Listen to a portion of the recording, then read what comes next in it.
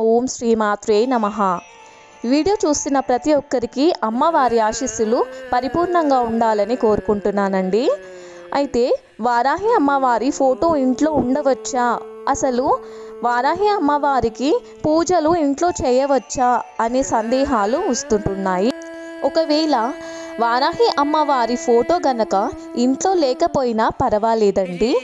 పసుపు గణపతిని చేసినట్టుగా పసుపు ముద్దను తయారు చేసి అందులోనే వారాహి అమ్మవారి స్వరూపాన్ని తలుచుకొని పూజా విధానాన్ని నిర్వహించవచ్చు.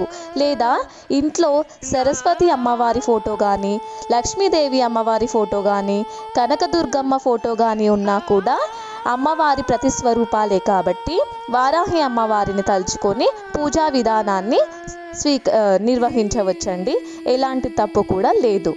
మనసులో కొండంత భక్తి ఉంటే అదే చాలా ప్రధానము.